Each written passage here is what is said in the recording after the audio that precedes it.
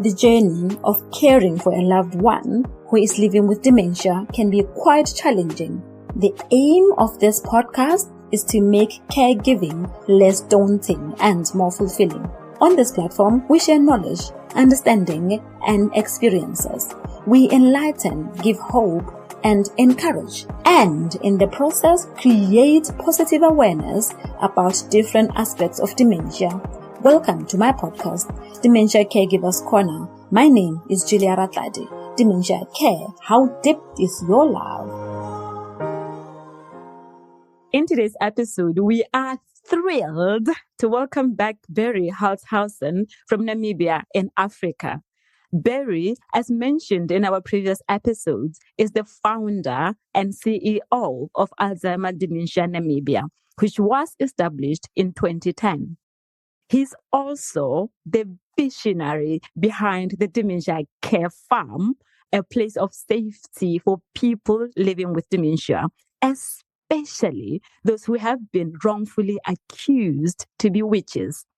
For those who missed our previous episodes, Berrie was diagnosed with Alzheimer's disease in November 2020. Since then, he has become a strong advocate for people living with dementia and a vocal activist for those who are isolated or accused of witchcraft due to their condition. Berrie, it is my honor, it is my privilege to welcome you back to the Dementia Caregivers Corner podcast. Welcome. Thank you, Julia. It's my honor to be back again. I'm so thrilled. Thank you so much. Yes. Let's get into it. Berrie, I want to find out how you are doing or how you have been doing. The reason being, you live with Alzheimer's disease, as I've mentioned, as I was reading your profile. And we know that Alzheimer's disease is a progressive illness, just like other types of dementias. So I want to find out how you are doing. We met in the last 6 months. Have you noticed any differences in your memory, or maybe the people around you? Have they observed any differences in your behavior since the last time you were here? I can't say people around me, because it is very strange, Julia. Most of my friends and most of the people that I know are not in contact with me. So I can't say it's my own family. Okay. And of course, the employees, my colleagues that's working with me, that knows the best, and we don't often talk about this. I can see if they want to help me, I call them my EBs, my external brains. Okay. While I'm driving up north, the rural Namibia, my colleague, who you also know very well, Andreas, will say to me, brother, take care, big brother, there's goats running over the road or cattle crossing the road in front of you. So yes, small tall brother, I can see them. Thank you very much for caring for yourself also. But what I notice about myself is that especially when I'm tired, late afternoon or whatever, I'm struggling to find words in a conversation, What I definitely can say, if I read the piece, I just came now from another Zoom meeting. I'm part of a group of people with dementia doing reviews of different material that needs to be published on the global dementia platform of WHO. And I can't recall what I've read. I can give you more or less. I know. Today it was about dementia-friendly homes, to design dementia-friendly homes so that you can live in your own home as long as possible.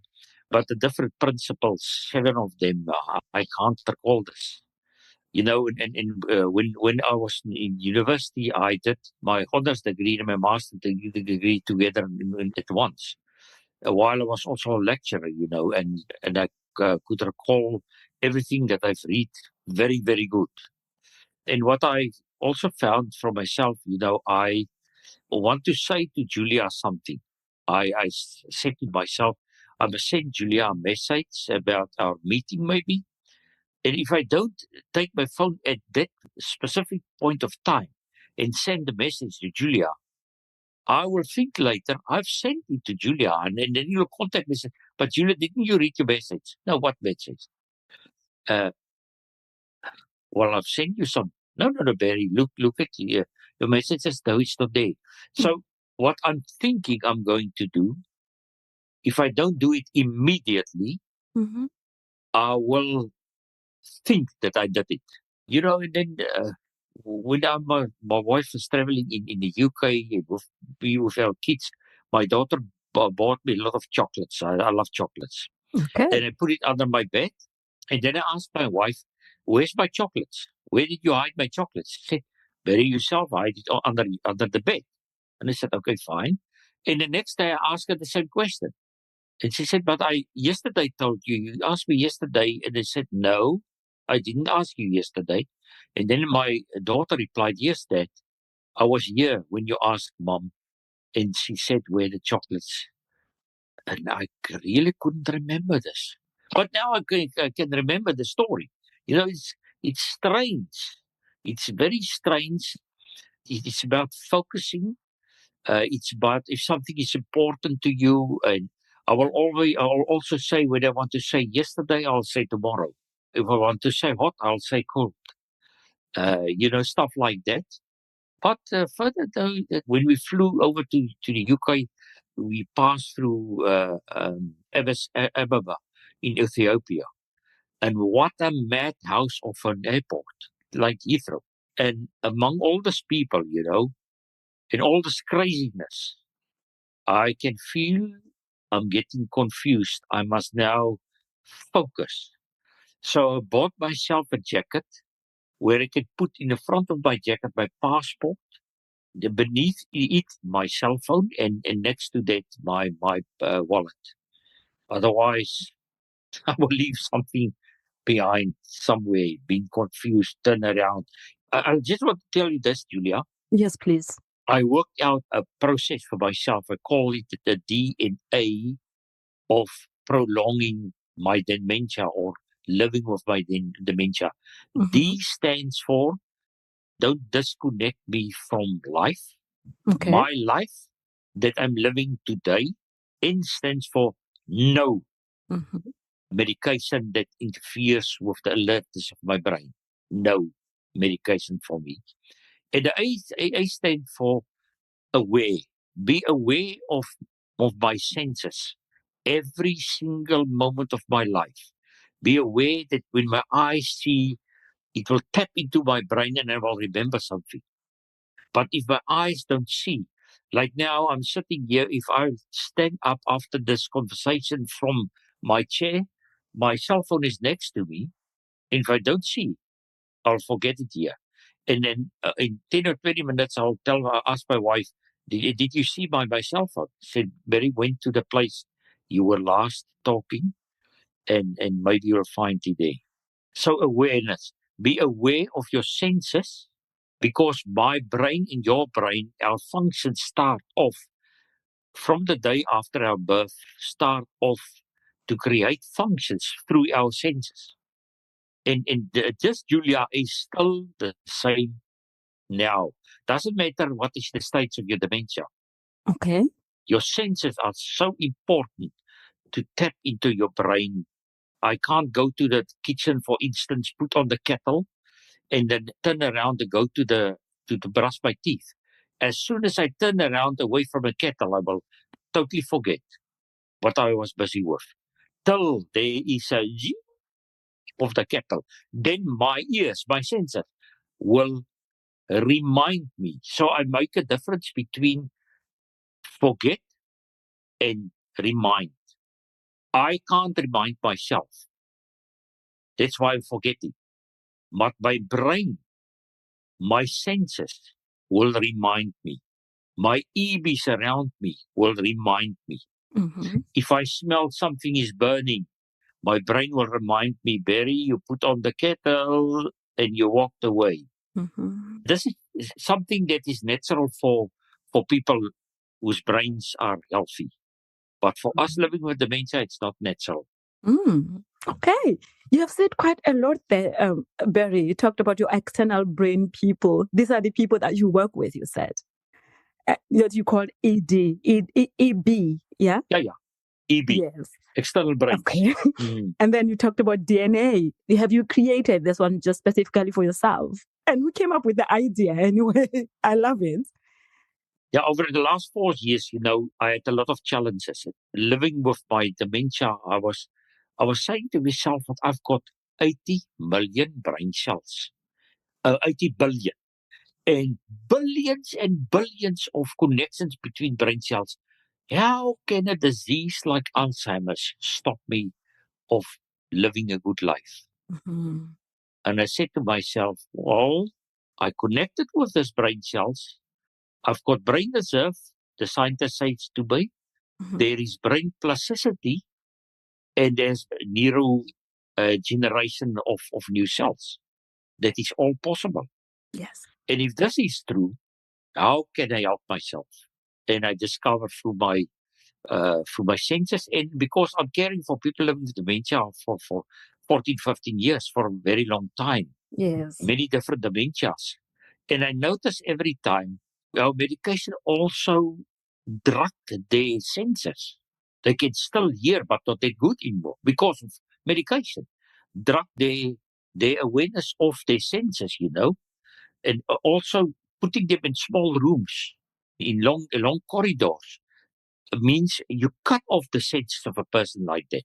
Mm. Julia, I got also a smell hallucination. Okay. I can smell smoke of cigarette. Yeah. And that makes me very, very sick because I had cancer 20 years ago, removed a lot of my glands, my prostate. And after that, cigarette smoke makes me very, very sick because I get in this toxic stuff, and there's not enough glands to get rid of this again. So now I start hallucinating cigarette smokes while driving in my car, 120 kilometers per hour between two towns, and I smell someone smoking, and there's no one in my car. Okay. So then what I start doing is I start to stimulate my olfactory bulb, my smell in my brain, by using this essential oils, lavender and stuff like that. So 3 times a day, I'm putting 2 or 3 drops in my hand and then warm it up. Mm-hmm. And then I'll smell, I think people thought that I'm using some drug. You will not believe this, but it's now about 2 months ago. I didn't smell smoke anymore. Oh. It's gone. So the lavender is working. Yeah, it's still working. For me, it worked. I said to my wife, please dot us down and ask me tonight, next evening or whatever, did you smell smoke during days? Is there 2 months more or less? It's gone. Okay. That hallucination, that smell hallucination is gone because I start stimulating my olfactory bulb again. And I've got, it seems to be I can, maybe scientists will think, no, this guy is gone. It seems to me, I can't prove it yet, but it seems to me my hearing is also better. Oh. So I don't know. Maybe it's my imagination, but well, I also keep my imagination wild. That's also good for me. Which is good. Yes. I'm really interested in this DNA that you have developed for yourself.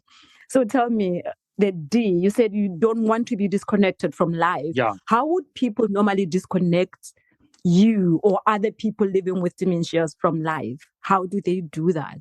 Well, Julia, it's well known all over the world. I'll walk into the rooms of the doctor today Mm-hmm. because there's challenges. The person will start examining me. And in a few weeks' time, a few months' time, he will call me. I'm walking in his room again. Say to me, I've got a dementia, you've got Alzheimer's. Walk out of that room. I'm the same person that walked into that room. But all of a sudden, they say now in that doctor's room, you're not allowed to drive your car anymore. You're not allowed to go back to work. Tell your boss you've got dementia, you can't do your work anymore. And this is the way people start disconnecting, telling other people around you. I mean, where's my friends? Where is my friends? They're gone. Mm-hmm. Why? because I'm living with dementia. Not all of them, luckily not all of them, Oh, thank God. but most of them. I was a pastor, like I said last time to you, for Mhm. instance. I pastored quite a few congregations with a lot of people when they were dying, when they went through trauma or whatever. They're gone. Mhm. So, because they are saying to me without words, Mhm. Berry, go and sit in a corner, wait for death. That's the big mistake we're making with people after they're diagnosed. I believe we can live a quality of life for very long before we reach our second or third stage, and even in that, I can't prove it now, but I'm in some ways in a hurry to arrive there. Mhm. But okay, that's disconnected. So I'm going on with my life, with my passion. Tomorrow, Sunday, I'll turn 69. Mhm. I'm fully busy with my work. I'm on my way Tuesday again up north for a week or so, and we'll have to get in with a community and the headmans. They want to know about the law, about dementia, Mhm. and yeah, I'm going to speak to them, Okay. and I'll be with them. Berry, tell me then, do you think these people they walk away from people living with dementia because maybe they don't know how to handle them, or they don't know what dementia is? Or because Uh-huh. there is so much stigma in Uh-huh. the word dementia, and like I said to you last time, I think in the word mental health, that we must change. Mental means you are mad. Mhm. If I say you've got a mental health challenge, I say you are mad, Julia. Mm. No, no, no, no, no, no, no, no. I've got a brain challenge. If I say to someone I've got a heart challenge, I've got kidney challenges, they will help me say, Berry, okay, if you've got a heart problem, yeah, well, how can we support you, whatever. If I say to people, I've got a brain challenge, they disappear. They Oh, think I'm mad. They'll think I'll do strange things with them, or I'll embarrass them in society. yes. And that's why I say they disconnect you. Mm-hmm. I was bringing that up, or maybe those two reasons that you've added on, because I cared for this lady who lives with a vascular dementia. She has 3 friends, or she had 3 girlfriends who grew up together. And towards the end of her life, only one friend was the one who was coming to visit her. I came to find out that this friend, her own husband, died of dementia. So she understood it better than the other friends. Yeah. Julia, I'm working with 3 things. Like I said, my family, my wife and daughter, Safrani, they're working with 3 things. They say the first thing around people with dementia family, you must know the disease. Dementia knowledge, very important for you because you're also living with dementia Yeah. if you cared for someone. Yes. Yeah. The second thing they say to me, Berry, is we need to have ample of patience. There's the word. And then the third thing is unconditional love. Even if I for instance doesn't use the word anymore of you are delusional. Mm. I'm never delusional. I living with dementia, I'm believing sometimes that I can't trust you. And because I can't trust you, I'll hide my wallet from you. I'm not delusional. Because the problem lies in you. Why don't I trust you? You must earn my trust again. Then I will not hide my wallet from you. And now they call me delusional. And that's what my family means by unconditional love. And don't talk about burying someone because a lot of times I believe stuff about my wife and my daughter that's not true. I said it to you. Yeah. I phoned you. Mm. Why don't you do this? And then she will say to me, Dad, really, you didn't phone me. Believe me. Mm. And because we've got a very good trust relationship, I will say, okay. But some people will say to me, you didn't phone me up. Are you lying? See, you see, there's a lot that people around us and ourselves can do to live a quality of life with dementia for a long time, I believe, without any medication. Yes. And you understand what I mean with medication, and I hope Yes. your Yes. listeners will also understand. Yes, that's the N, obviously, from your DNA that I want us to continue with. No medication. What does that mean for you? You don't want medication at all, or certain types of medication? No medications. No medication also for my so-called symptoms. Okay. But neurologist prescribed to me Aricept, because this is one of the three medications of Alzheimer's that the FDA approved. Aricept, I'm still reading a lot. I read a lot of case studies about this. There's no proof at all that it can help you. Aricept, the side effects, of nauseous, of other side effects, doesn't give you the energy to try yourself, to remember, to be reminded by your brain. So no medication, not at all. Okay. Not to sleep. Sometimes I don't sleep very good. Then I've got a certain sleep therapy for myself without medication, Okay. and helps. And I also teach other people to use this therapy. Yeah. Good.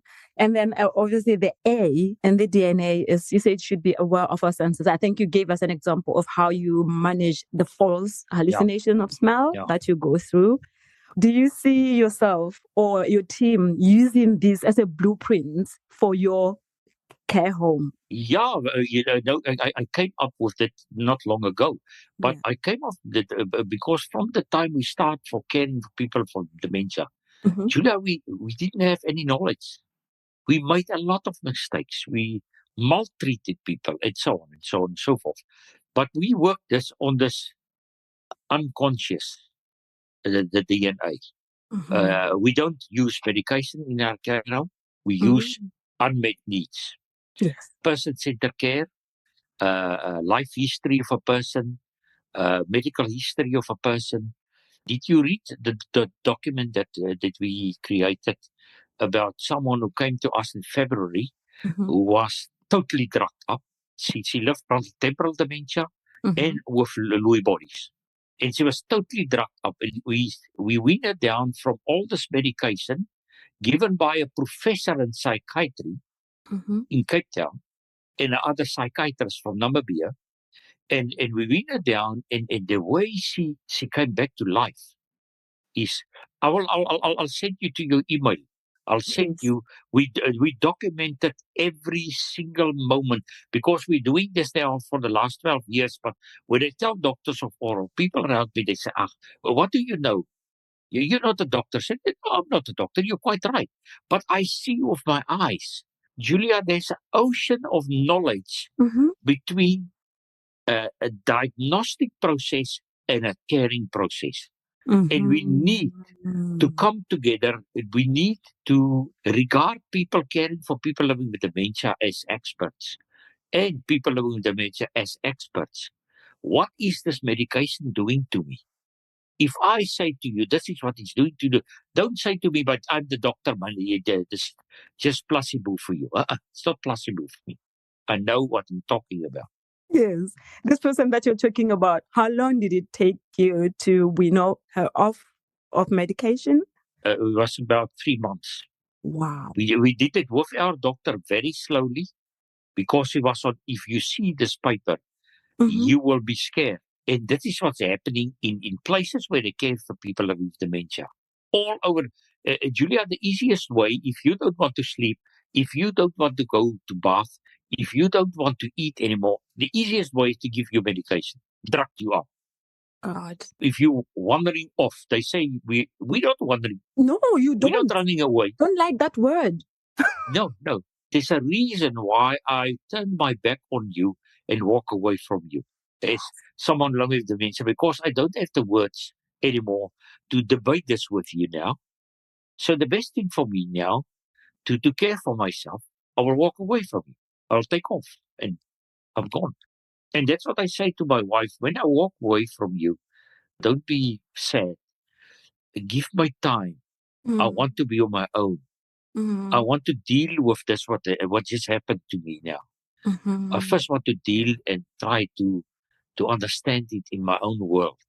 And then I'll come back and say, okay, sorry, I was not right with you. I didn't say the right words to you, but I mistaken your words for something else.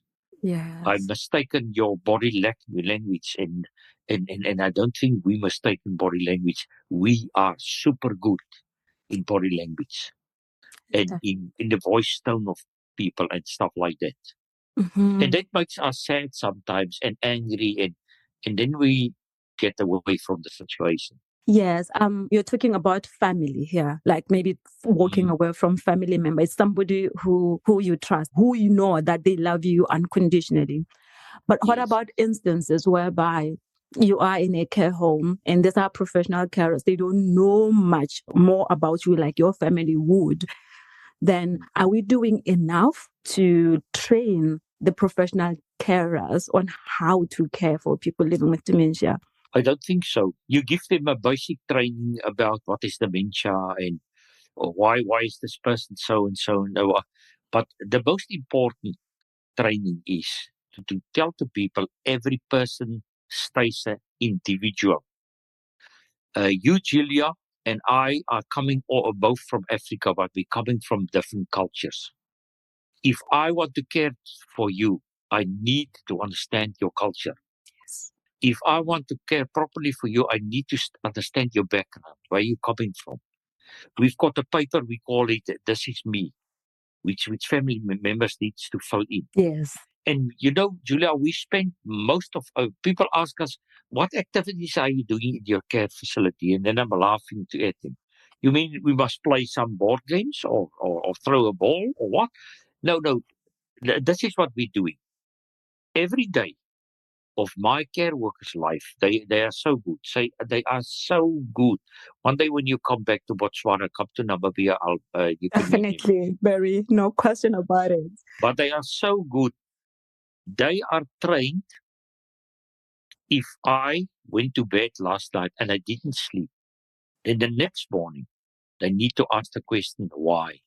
And we say to them, you are like, like investigators. You need to investigate why don't they want to eat. There's always a reason. Why am I suddenly now angry? Why am I crying now? Why don't I want to bath? Why did I take off and I'm off? And you must go and fetch me somewhere.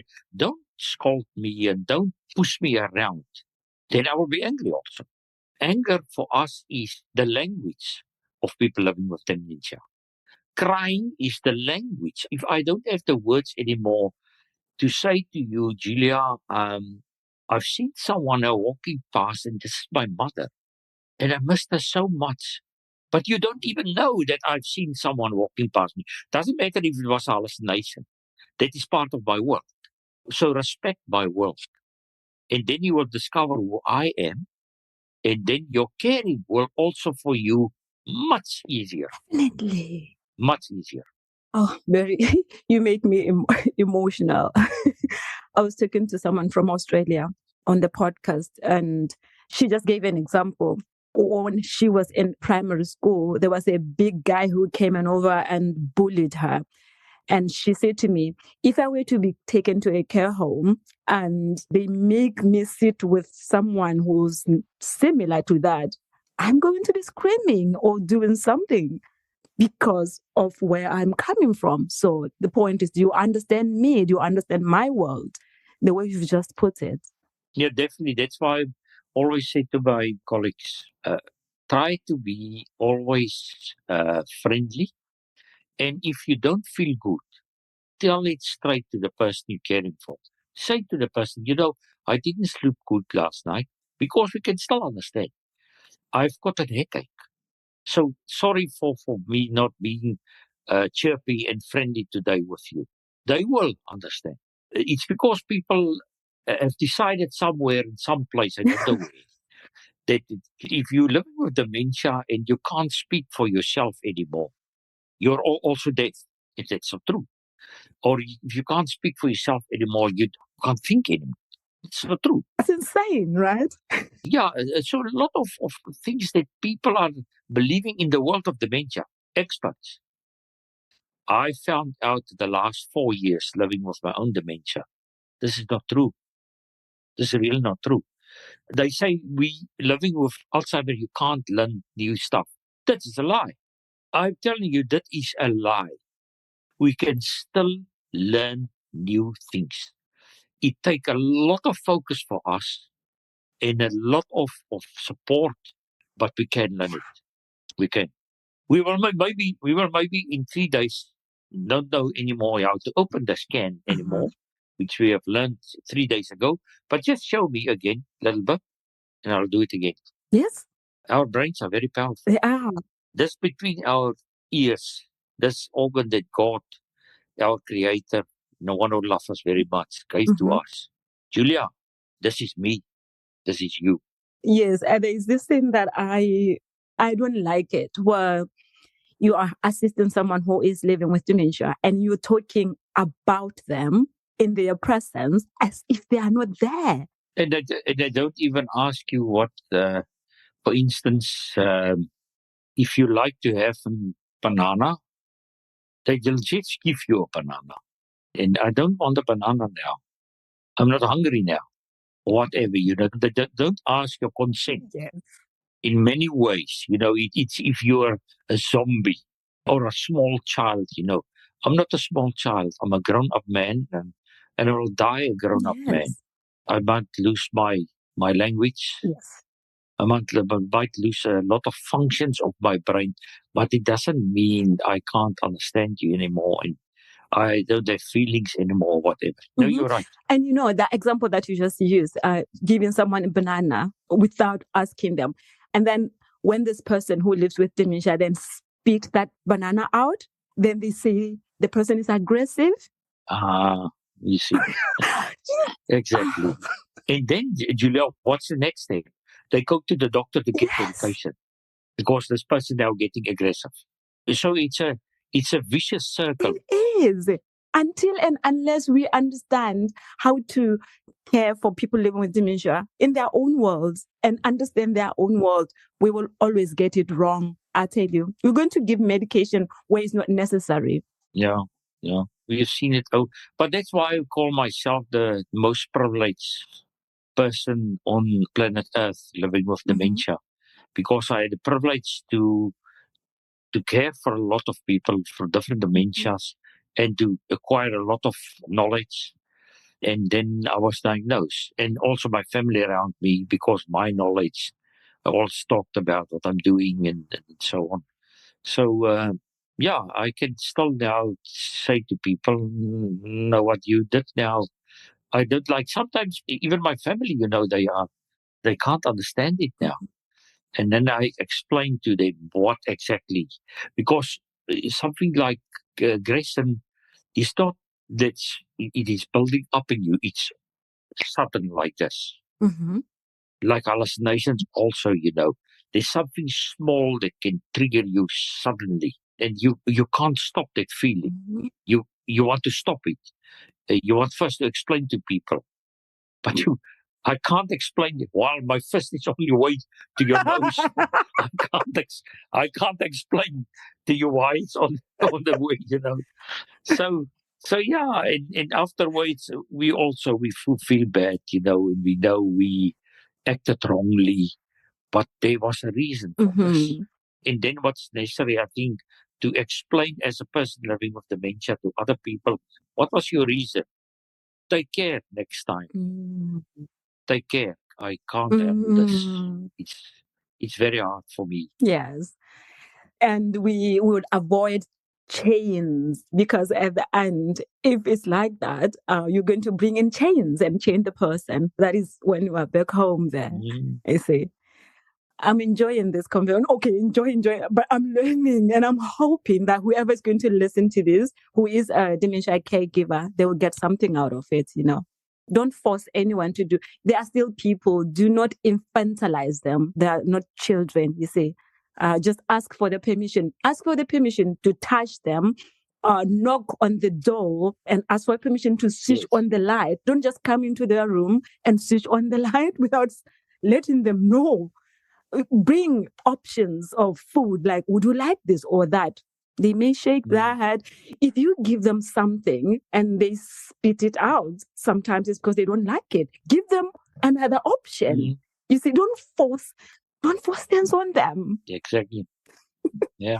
Yes. You're quite right. Yes. Now let's talk about the farm, your project. What projects are you currently working on as the Dementia Care Farm? Well, the big project we're working on now is the dementia friendly village in rural Namibia, up in the north in Kavango. As I think I told you last time, Hetman donated a piece of land to us. We fenced it in. But now you must understand, Julia, as someone coming from Africa yourself, you know that among the Black African people, they don't believe in building old age homes and children homes. It's really the village, what do you call it? They must do it. They must take care of the elderly. They must take care of the children, of the orphans, and so on. That's why you will not see I'm pretty sure in any African country, you will not see governments building old age homes. They will not build orphanages and so on, because they say, listen here, that's what Ubuntu means. I am because of you. Yeah. And that's why I also have the saying, we in Africa say, it takes a village to raise a child. I say, it takes a village to care for someone living with dementia who was raised in this village as a child. And to bring that concept to them, that this is a place, in the first place, maybe to protect you if they caught you a witch, and then start court cases and start to teach the community this is not on. And then, of course, we say to the families, when you come to us with your grandmother living with dementia, you bring the family together. In this village of us, we'll educate you. We'll make you aware of a human's brain and what can go wrong and so on. And then you, as a family, also decided who of the family will stay behind with grandma. And you will, as a family, will build the hut or whatever you want to build for her or for him that is part of this community. We're not going to build houses like in England, in our village. It's still a village of rural Namibia where the cattle needs to walk through and the goats, and you can hear chickens and you can smell everything. So it must be a place that is very familiar to your senses. This is my place. This is my people.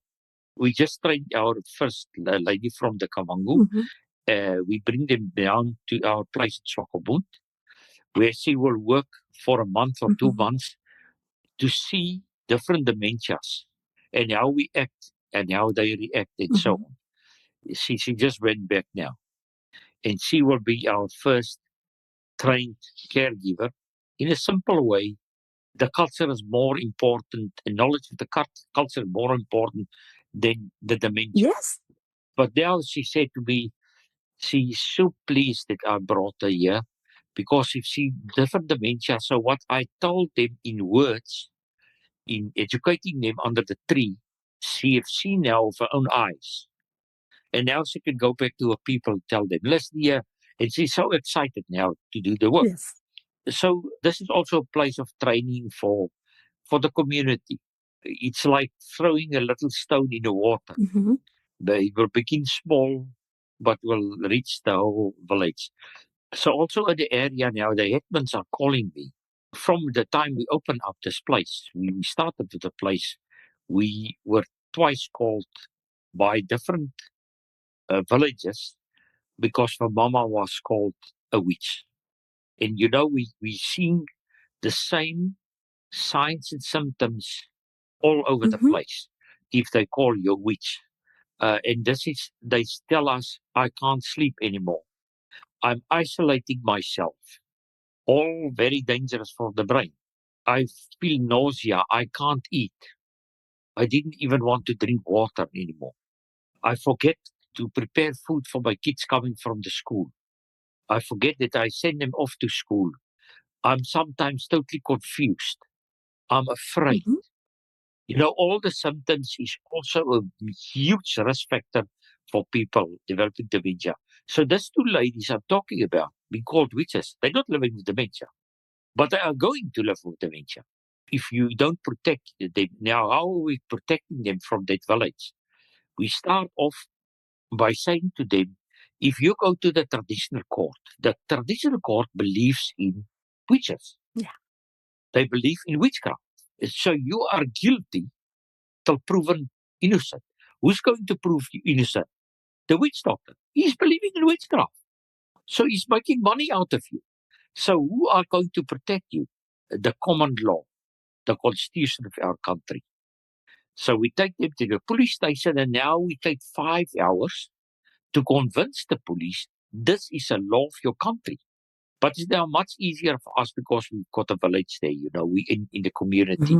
Otherwise, previously I had, when someone phoned me from rural Namibia, I had to drive up, organize everything, and it takes me about 8 or 9 hours to reach the north. And then I need to go to the family and so on. But now we've got people on the ground from the culture who speaks the language, who are well known of what people believe and not believe and so on. So it's much easier now to tell to people, this law will protect you.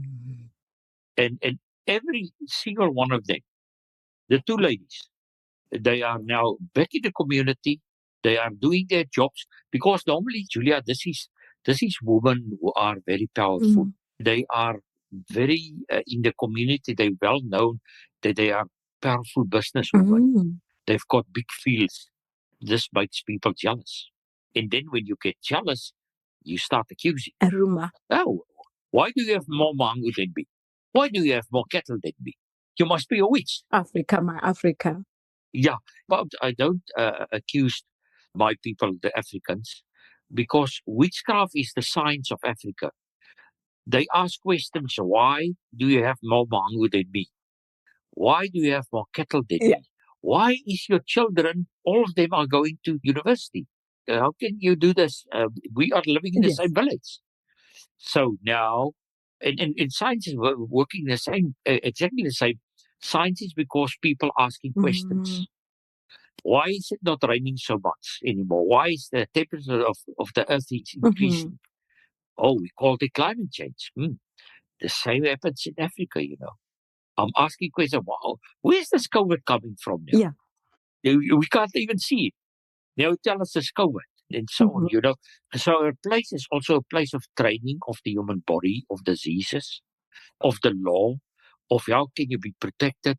And you know what, Julia, Africa is ready to accept this. But we must not go and speak down on them.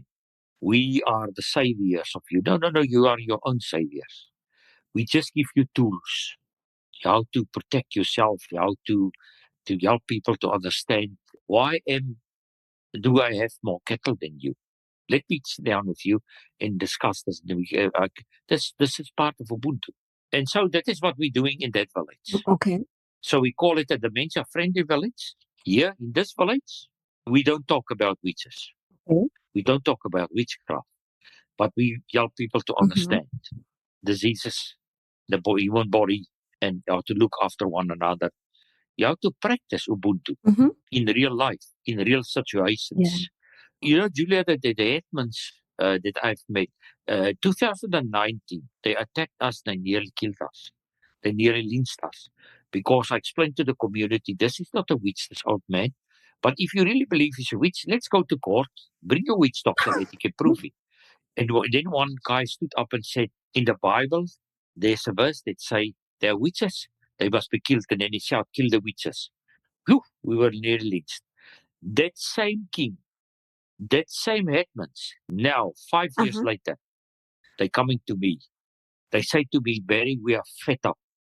Our customary law is not working anymore in that regard. I'm not talking about other customary laws. I'm talking about, is this a witch or is it not a witch? We can't solve problems because today it's Julia, tomorrow it's Julia's mother. The day after that it's Julia's child. That's the witch. And so we can't solve this infighting of generations. And that's why they invited me now to come to the community. And there will be hetmans, there will be leaders, and there will be community members. Wow. So, for instance, the hetman asked me, Berry, but where's this law coming from? Why don't we know about this law? All of a sudden, this law's here. And then I said to him this, you know what? In apartheid, the leaders of apartheid, they were all witch doctors. All of them were witch doctors. They taught us we can see people that are not people, and the black people are not black people. Only witch doctors can use magic to see witches. So only apartheid leaders, apartheid creators, they convince everyone we know who are people and who are just the creation of the devil or whatever you call it. So they say to me, yeah, really, Barry? I said, yes, I was told that.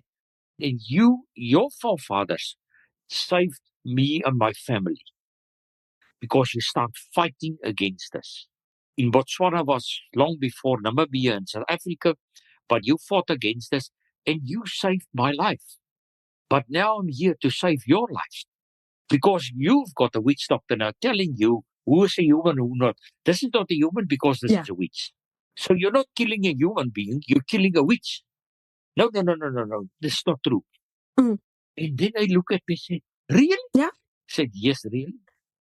Oh, now we understand. Wow. So I said to them, they hide this law from you because they know this law is going to reveal the truth in the court. Berry, that is, I see it as a breakthrough, you know, like you are winning that war. I see it as a breakthrough and I'm happy. I'm happy for the people who are around you. I'm happy for the Namibians who are going to benefit from this breakthrough.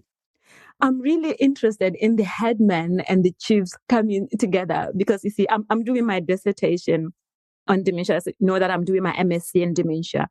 And I'm reading some articles. One that I read was that one where somebody had said, the headman, when you want to sell your information or a new idea, take it to the headman because they've got power that influential in that way. So I'm happy that when they come together and you talk about this, something very good, something very positive is going to come out of this. We also hope this, you know, and we pray for this many years already. Because in Africa, Julia, there was for too long big division between different cultures, different ethnic groups, and we don't trust one another. You know, that's what's happening now. It took me nearly 10 years, but I think I'm slowly winning the trust of leaders because you are 100% right. If you want to change a culture, with culture, I also mean by culture the giving of medication. Yes. Which is chemical change. If you want to change that, you need to meet the leaders. You need to change the minds of the leaders. I always say the law can't change a culture, but the law can change attitudes. And changed attitudes change the culture. But we need to start at the leaders level and bring it down. Because you can go back to Botswana, Julian, you can ask the people on the ground. They're fed up with this. They always scared someone will start calling them a witch or bewitch them. It's not a life. It's not a life. It is not a life, Berry. Just yesterday, somebody had shared on Twitter that they were giving a presentation on dementia. And this person said they broke down because people or who he was presenting to didn't understand what dementia was. And so he was giving examples of people being stoned back home in sub-Saharan Africa, people being killed because they are accused of being witches. And, you know, in that thread on Twitter, some came in. One lady said, no, these people are witches. What about a case whereby I found this lady in our yard? This lady was naked. This lady had some stuff on her. That means this person is a witch. And I say to her, but these are some symptoms of dementia. If you knew what dementia is, you would understand. I actually sent them the episode that we did together. And I said to her, this man lives with dementia. I say in Namibia. If you listen to this episode, you will learn more about dementia.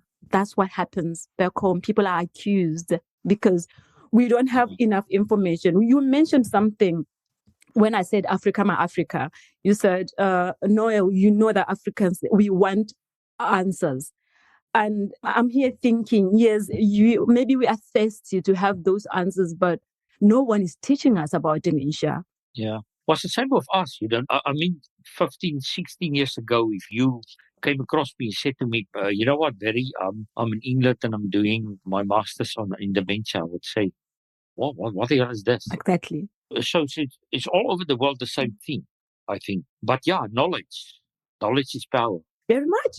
But the illusion of knowledge is the enemy of knowledge. Yeah. And a lot of people have called it the illusion of knowledge, yeah. All right. I don't know if there's any other thing that you want to add on as we come to the end of our chat. No, nothing at this point of time, Julia. All right. Thank you very much again. Thank you very much, Berry, for taking your time to be with me again. You know, like I said the last time, when I talk with you, there is so much that comes up on my mind. Like I want to say this, but I know we can talk for 5 hours nonstop about the issues that happen back home, because there are plenty, there are many of those. So I would like to take this time to thank you very much. And I thank you. And to our listeners, thank you for joining us for this episode. If you enjoyed what you heard, please take a moment to subscribe to our podcast on your preferred podcast streaming platform so you never miss an episode. We'd also love it if you could share this with your friends and family. Your support helps us reach more listeners and continue bringing you great content. Until next time, take care. Ta-da! Dementia Care. How deep is your love?